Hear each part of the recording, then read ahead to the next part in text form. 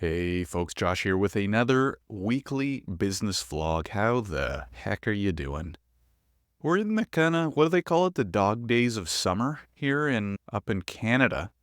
And summer's nice in Canada because it's actually warm, right? I don't know where you're from. I don't know what the seasons are like. I don't know what the weather's like. I think a fair amount of you are actually in Canada. So I'm preaching to the choir. But for those who aren't, one of the nice things, one of the downsides of Canada is obviously the snow. But depending on where you live in the country, and if you like cold weather, the winters might not even be that bad. And one of the nice things is that there's a lot of people that say they love the four seasons, right? Like maybe you live somewhere where it's hot all year round and it's kind of boring and it's stale. Like there is something nice about having a distinct fall, winter, spring, summer. And it kind of makes the summers even more fun because you just came out of winter, right? Or, winter and spring, obviously. So summers are really fun here. Weather's been really nice, really hot. Trying to spend some time by the pools on the weekend and stuff when we can. So it's been pretty good. Obviously a little bit slower. Definitely end of June into July slows down a little bit. This week happened to be very hectic for me because number one, we're still getting a lot of interest for our product over at Visto, which is great, right? We're continuing to build, launch new features, especially some of our AI stuff is really cool. We launched a big document automation feature last week.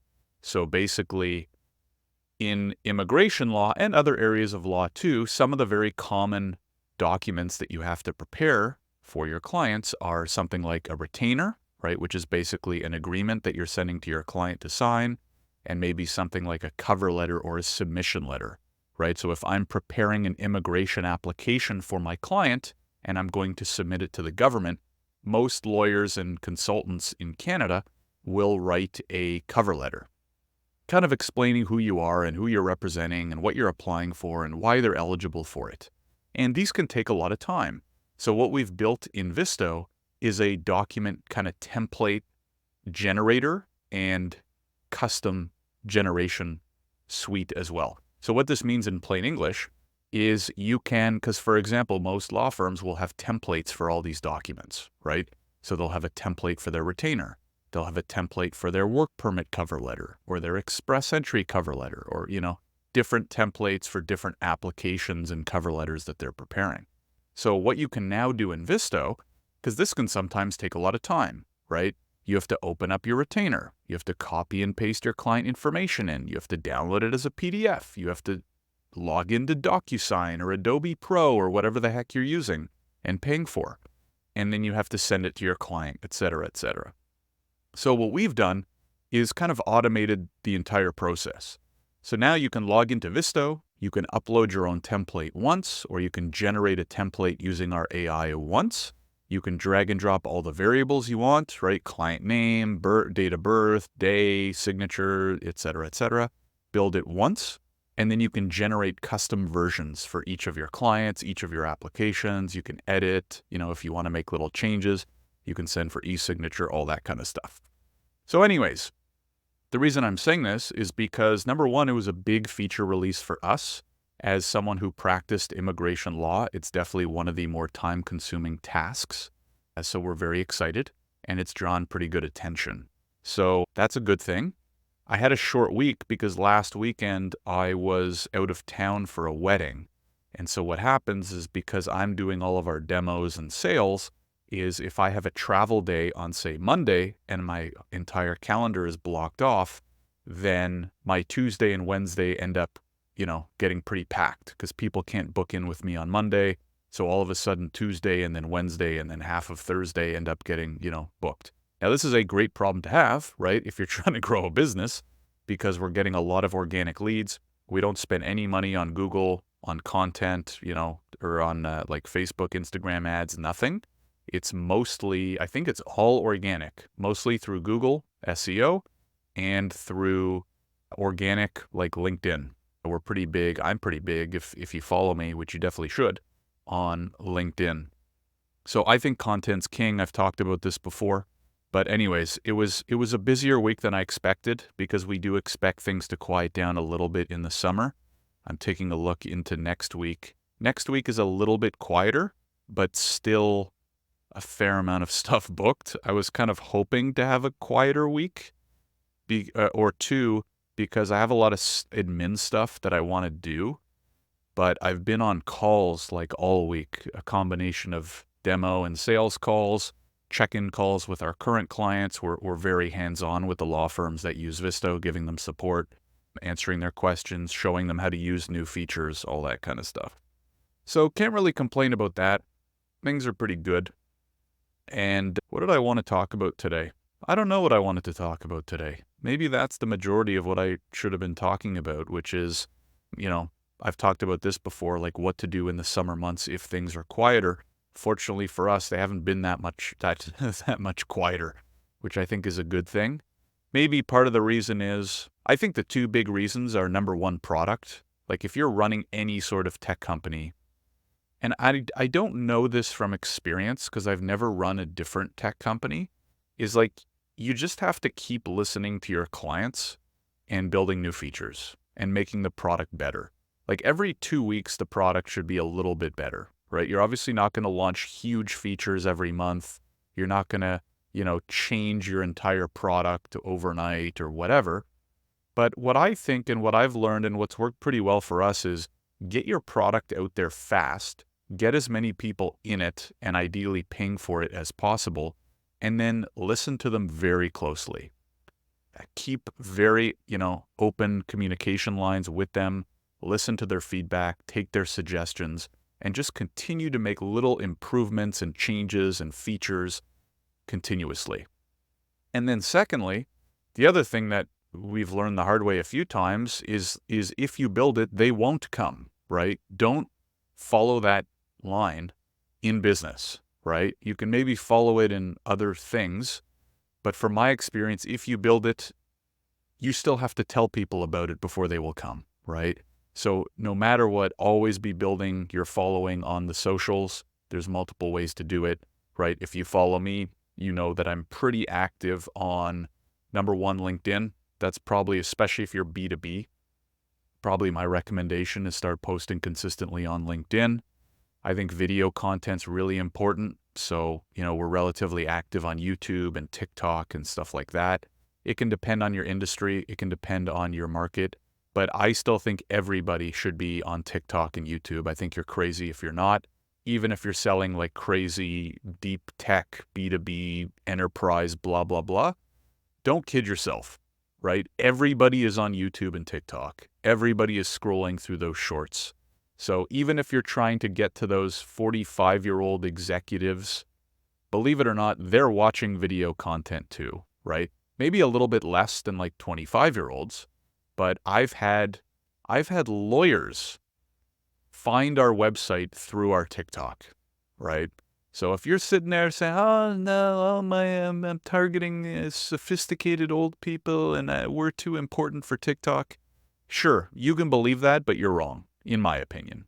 So anyways, I think no matter what type of business you have or what type of business you're running, you should be, number one, creating video content, and number two, repurposing it on as many of those platforms as possible, namely YouTube, TikTok, potentially Instagram, potentially Facebook. I personally don't like them.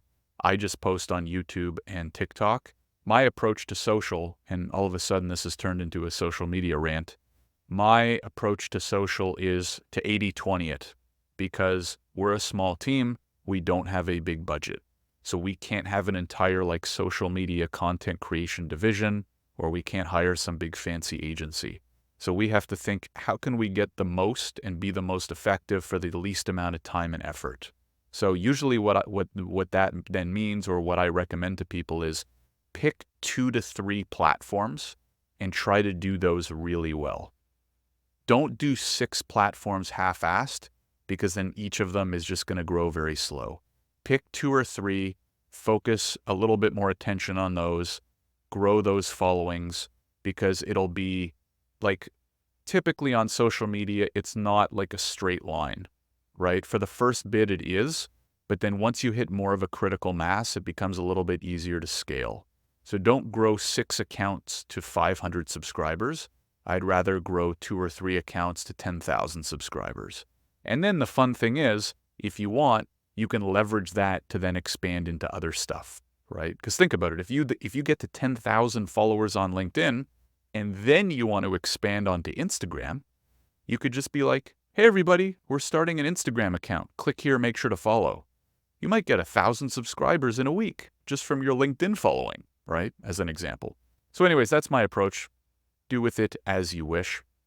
Let's spend a few minutes quickly talking about books. Or if you don't like books, this is your cue to nod out from the episode. I finished reading Never Split the Difference by Chris Voss. Highly recommended read. What's it called? There's a subheading. Negotiating as if your life depended on it. And I mentioned this, I think, in the last podcast. It doesn't matter whether you even read this book for business.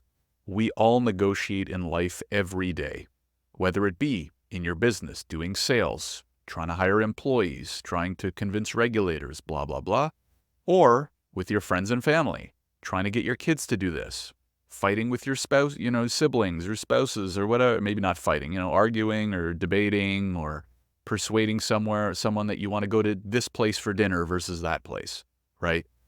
We're all negotiating every day. So because of that, I would highly recommend it anyways. But especially if you're doing sales, marketing, building a business, I would highly recommend it. It is really cool because number one, the information's very helpful. I consider myself a pretty good negotiator, but I learned so much new stuff that I would never even think about from this book. So I highly recommend it. And number two, the stories are amazing, right?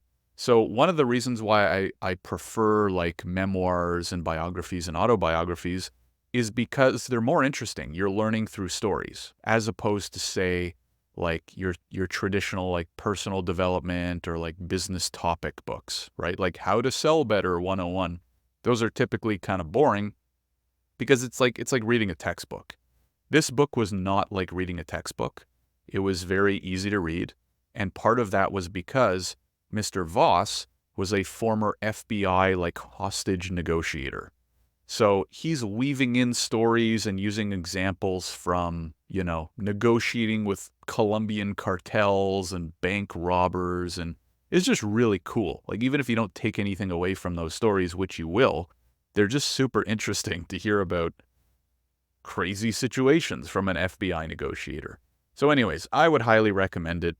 It's definitely one of those books that I'll probably come back to every couple years to read because I think it's good information and I end up forgetting half of it. So I will definitely go back to visit it.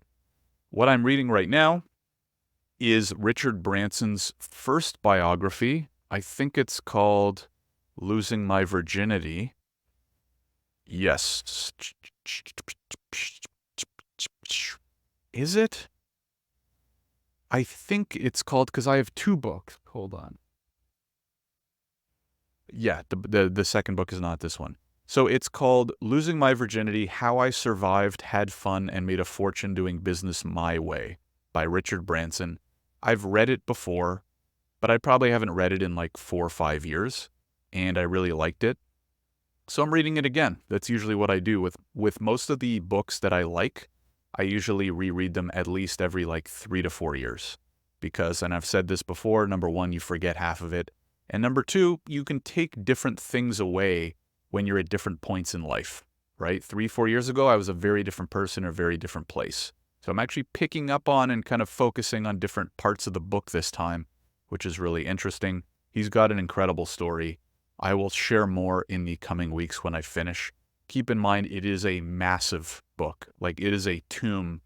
If you're watching this on YouTube, I don't have it with me in my hand right now, but maybe when I finish the book, I will actually have it next to me. So when I do the next episode, I'll have it next to me so you can see how friggin' big it is. I'm looking right now on Amazon. It's clocked in at 624 pages. So it's a big book, but it's well written. It's an easy read. Won't be the fastest read, but it is an easy read because it's super interesting. So I'll already recommend it, but I'll give you the full review when I'm done. So anyways, that's it for me. Hope you've had a great week. If you are watching this on YouTube, a thumbs up and or subscribe really helps. If you have any thoughts, feel free to throw questions, comments into the comments below. I'm always interested in feedback, or if there's other topics you want me to dive into, feel free. If you're listening on the podcast, really appreciate that as well. Any 5-star review or thumbs up, depending on what platform you're listening on, always helps as well. Thanks very much. Oh, make sure you're subscribed to the Substack if you're not. If you're just listening to this or watching this and you're not on my Substack, every Monday and sometimes Thursday or Friday now, I've started writing about 2 Substack posts a week. I used to just post once every Monday morning, but I've kind of switched it up. As you may notice, for those of you who are subscribed or maybe you're even listening to this on Substack, I've been posting about 2 times a week over the last few months, and I kind of like the groove. It's a little bit more free-flowing, journalistic, things I'm thinking about, stories that are happening to me throughout the week. So it's been fun. Hopefully you've been enjoying it or not. If you haven't been, definitely check it out. The link will be in the description below, whether you're watching this on YouTube or listening on your favorite podcast platform. Thank you very much for tuning in, everybody. Hope you have a great rest of your day and a great week ahead. Take care, everybody. I'll see you in the next one. Peace.